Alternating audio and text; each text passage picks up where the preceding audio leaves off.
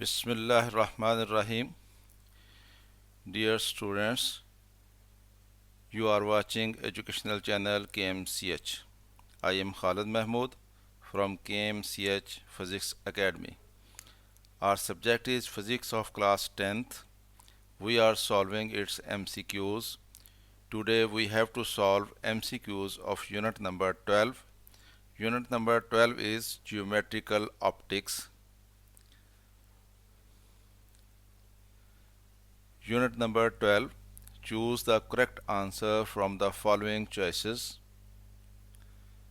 Question number 1 is, which of the following quantity is not changed during refraction of light?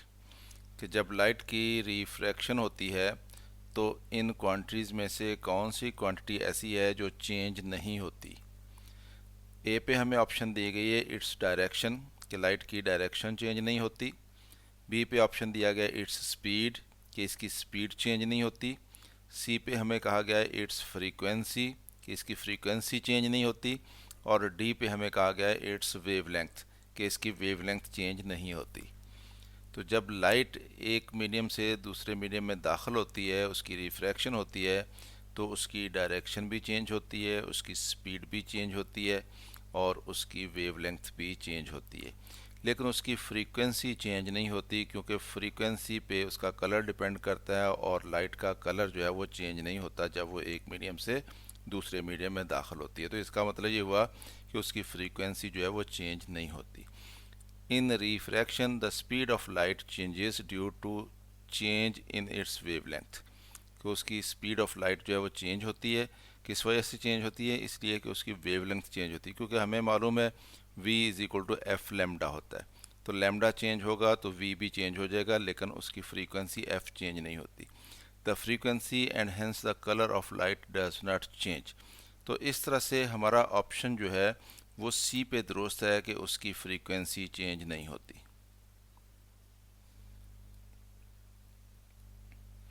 Question number 2, a converging mirror with a radius of 20 centimeter creates a real image 30 centimeter from the mirror। एक हमारे पास converging mirror है, यानी concave mirror है, और उसका radius of curvature जो है वो 20 सेंटीमीटर है, और वो इमेज एक बना रहा है जो कि 30 सेंटीमीटर पे बना रहा है। What is the object distance? Object का डिस्टेंस जो है वो क्या होगा, ये हमसे कहा गया है, पूछा गया है कि ऑब्जेक्ट का डिस्टेंस कितना होगा। ए पे हमें कहा गया है 5 सेंटीमीटर होगा, बी पे हमें कहा गया 7.5 सेंटीमीटर होगा, सी पे हमें कहा गया 15 सेंटीमीटर होगा, और डी पे हमें कहा गया 20 सेंटीमीटर होगा। तो हमें ये मालूम है इस डाटा से कि रेडियस ऑफ कर्वेचर आर होता है वो 20 सेंटीमीटर है, और एफ़ जो है वो उससे हाफ होता है, यानी F is equal to R over 2 होता है। तो इसका मतलब एफ़ जो है वो 10 सेंटीमीटर हो गया। और फार्मूला है हमारे पास जिसको हम मिरर इक्वेशन कहते हैं, 1 over F is equal to 1 over P plus 1 over Q. तो एफ़ हमारे पास 10 है, उसकी वैल्यू 10 लगा लेते हैं, is equal to 1 over P, P हमने मालूम करना है, प्लस 1 ओवर क्यू, क्यू की वैल्यू 30 सेंटीमीटर दी गई है। तो 1 ओवर पी हमने एक तरफ रख लेना है, 1 ओवर 30 को दूसरी तरफ ले जाएंगे तो 1 ओवर 10 में से जाके माइनस हो जाएगा। एलसीएम लेंगे तो 30 आ जाएगा, 10 से डिवाइड करेंगे 30 को 3 आएगा, 3 1 ज़र 3, 30 से 30 को डिवाइड करेंगे 1 आएगा, 1 इंटू 1 इज इक्वल टू 1। तो 3 माइनस 1 2 आ जाएगा, 2 ओवर 30 आ गया 1 ओवर पी। तो पी कितना आ जाएगा, वो 30 ओवर 2 हो जाएगा। 30 ओवर 2 कितना होता है, 15 सेंटीमीटर। तो हमारा ऑप्शन सी पे करेक्ट है कि 15 सेंटीमीटर उसका डिस्टेंस होगा ऑब्जेक्ट का। तो इसलिए हम 15 सेंटीमीटर जो है उसको टिक कर देते हैं। Question number 3, an object is placed at the centre of curvature of a concave mirror, कि एक ऑब्जेक्ट को कनकेव मिरर के सेंटर ऑफ कर्वेचर के ऊपर रखा गया है। The image produced by the mirror is located, जो इमेज बनेगा वो कहाँ पे होगा, ये हमसे पूछा गया है। ए पे हमें ऑप्शन दी गई है out beyond the centre of curvature, यानी वो सेंटर ऑफ कर्वेचर से परे होगा। बी पे हमें ऑप्शन दी गई at the centre of curvature, वो यानी सेंटर ऑफ कर्वेचर पे ही होगा। सी पे हमें कहा गया between the centre of curvature and the focal length, focal length और सेंटर ऑफ कर्वेचर के दरमियान में कहीं बनेगा, और डी पे हमें ऑप्शन दी गई है एट द फोकल पॉइंट, कि उसके फोकल पॉइंट पे बनेगा। तो जब भी कोई ऑब्जेक्ट जो है किसी कनकेव मिरर के सेंटर ऑफ कर्वेचर के ऊपर पड़ा हुआ हो, तो उसका इमेज भी सेंटर ऑफ कर्वेचर के ऊपर ही बनता है। उनका साइज़ भी बराबर होता है ऑब्जेक्ट का और इमेज का, और डिस्टेंस भी दोनों का बराबर होता है, यानी दोनों सेंटर ऑफ कर्वेचर पे होंगे। तो जब कोई ऑब्जेक्ट सेंटर ऑफ कर्वेचर पे पड़ा हो तो उसका इमेज भी सेंटर ऑफ कर्वेचर पे बनता है। तो इसलिए हमारा ऑप्शन जो है वो बी पे दुरुस्त है, at the centre of curvature.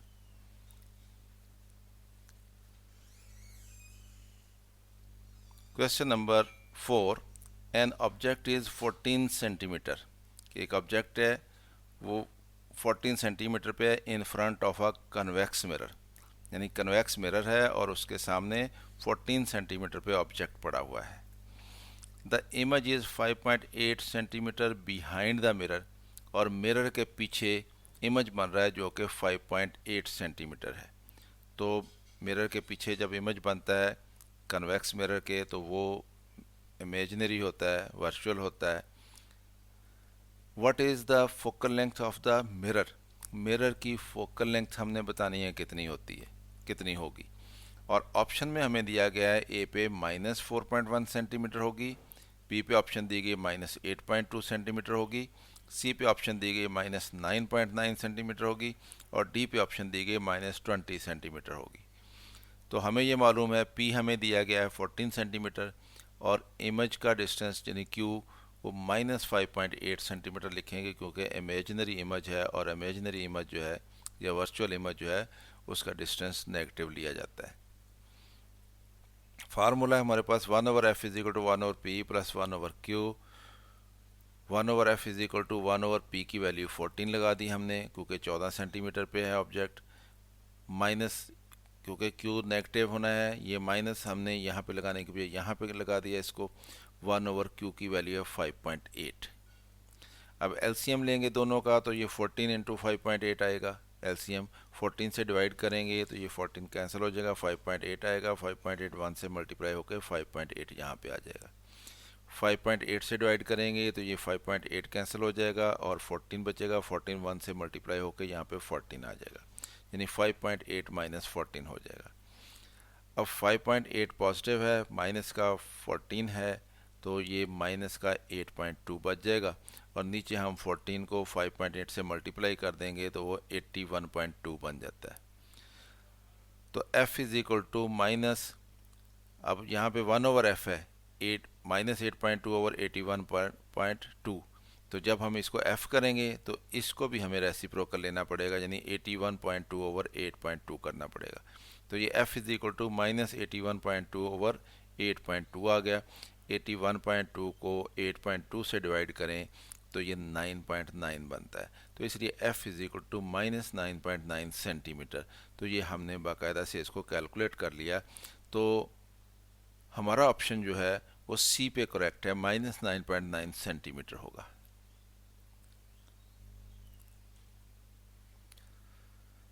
Question number 5, the index of refraction depends on, या रिफ्रैक्टिव इंडेक्स की बात की गई है कि वो डिपेंड करता है किस पे। ऑप्शन हमें दी गई है नंबर ए फोकल लेंथ पे, number be the speed of light पे, और number see the image distance पे, और number D the object distance. तो ये फोकल लेंथ इस लेंस और मिरर के साथ मुंसलिक है, ये इमेज डिस्टेंस भी लेंस और मिरर के साथ, और ऑब्जेक्ट डिस्टेंस भी लेंस और मिरर के साथ।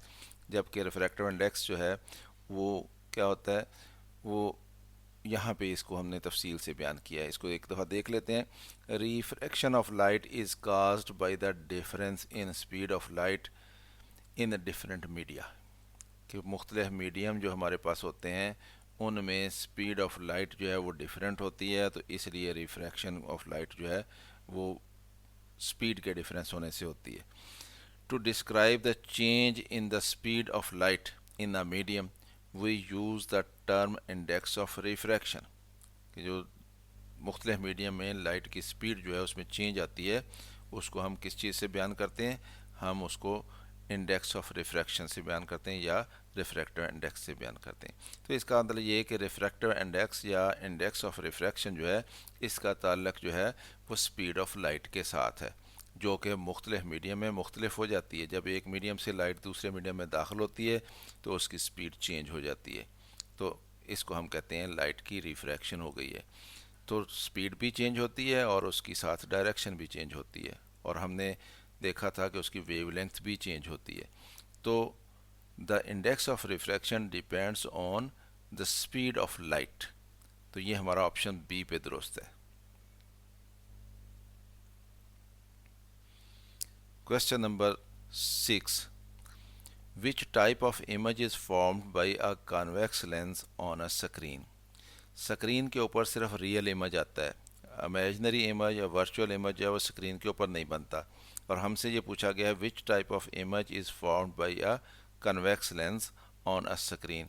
स्क्रीन के ऊपर कन्वेक्स लेंस का इमेज जो बनता है वो किस टाइप का होता है। ए पे हमें ऑप्शन दी गई है वो इन्वर्टेड होता है एंड रियल, यानी इन्वर्टेड भी होगा और रियल भी होगा।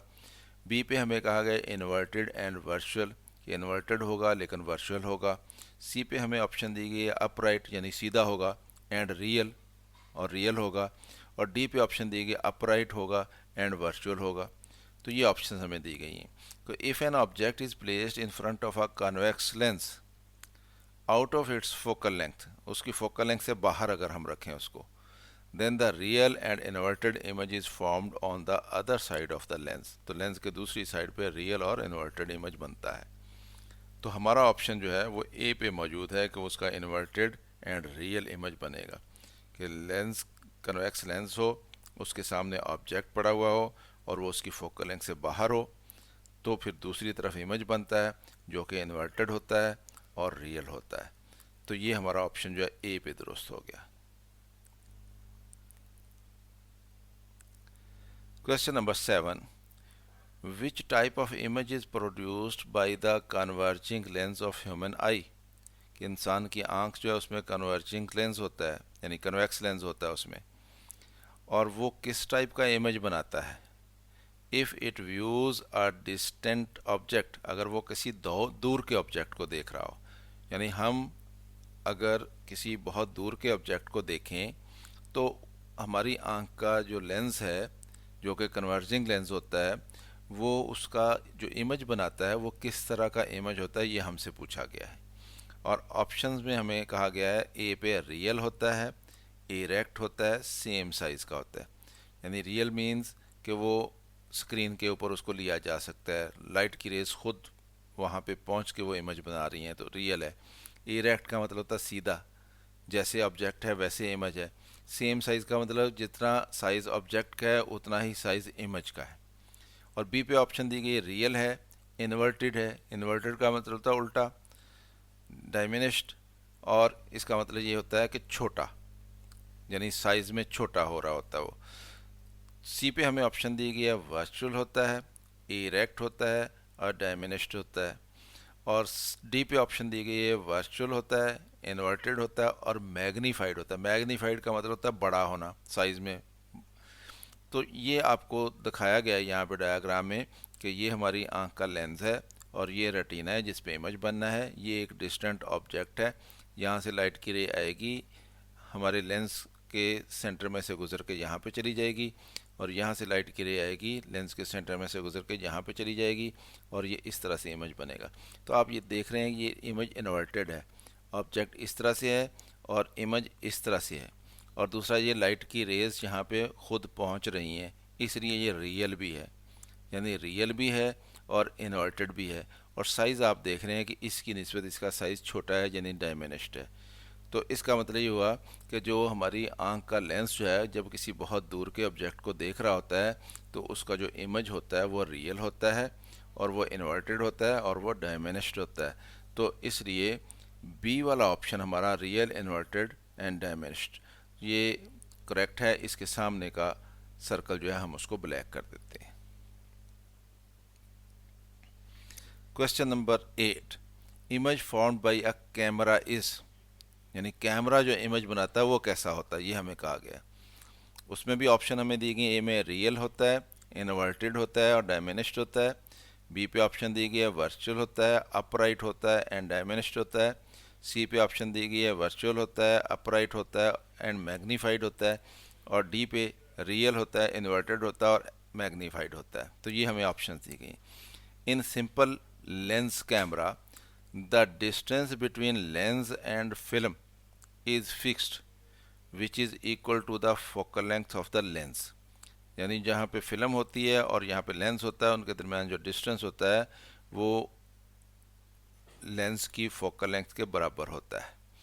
In camera object is placed beyond 2f, और ऑब्जेक्ट को हम 2f से परे रखते हैं।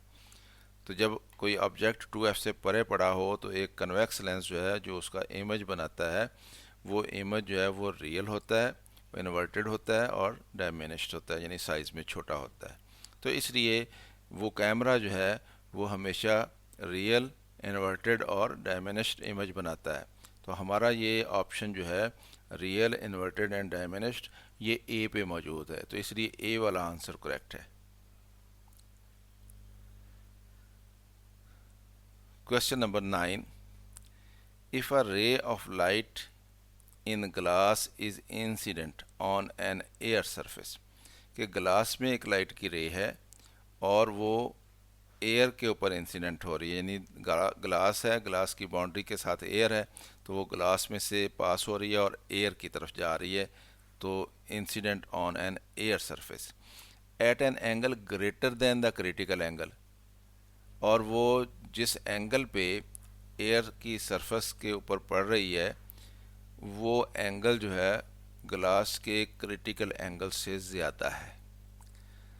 द रे विल, तो रे को क्या होगा ये हमने बताना है।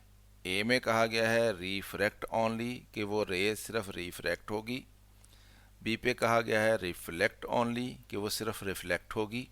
सी पे कहा गया है partially refract and partially reflect, यानी कुछ हिस्सा उसका रिफ्रैक्ट हो जाएगा और कुछ हिस्सा उसका रिफ्लेक्ट हो जाएगा। और डी पे कहा गया है वो डिफ्रैक्ट हो जाएगी।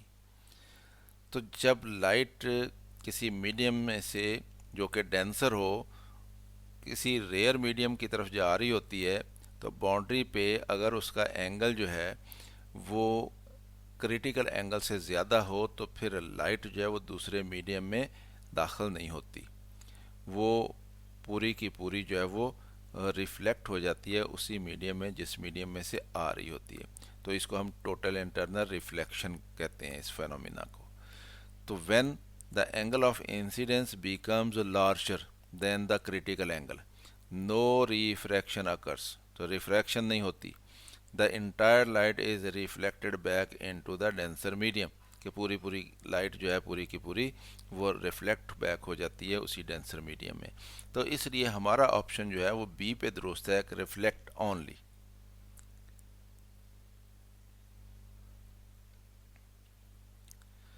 Question number 10.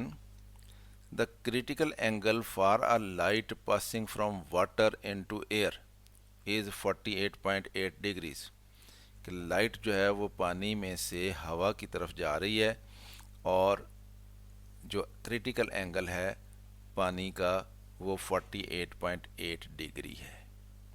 This means that all light rays with an angle of incidence greater than this angle will B, तो अगर वो लाइट जो कि इस एंगल से यानी 48.8 डिग्री एंगल जो है ये फिर क्रिटिकल एंगल हो गया, तो क्रिटिकल एंगल से अगर ज़्यादा एंगल हो जाए तो फिर लाइट रिफ्रैक्ट नहीं होती, वो फिर रिफ्लेक्ट हो जाती है टोटली। तो हमसे यही पूछा गया है, this means that all light rays with an angle of incidence greater than this angle will be, A पे कहा गया है एब्जॉर्ब्ड, यानी वो एब्जॉर्ब हो जाएंगी। बी पे कहा गया टोटली रिफ्लेक्टेड, कि टोटली रिफ्लेक्ट हो जाएंगी। सी पे कहा गया partially reflect and partially reflect and partially transmitted.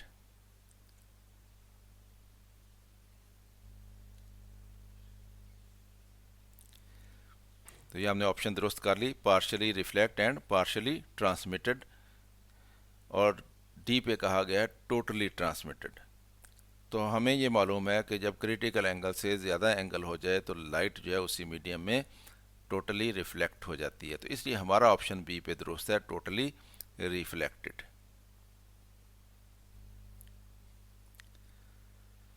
Students, ये हमने यूनिट नंबर 12 जो कि उसके ऑब्जेक्ट एमसीक्यूज़ हम कर रहे थे सॉल्व, तो हमने उसके तमाम एमसीक्यूज़ जो उनको देख लिया। उम्मीद है आपको ये क्वेश्चन सारे जो हैं इनकी समझ आ गई होगी।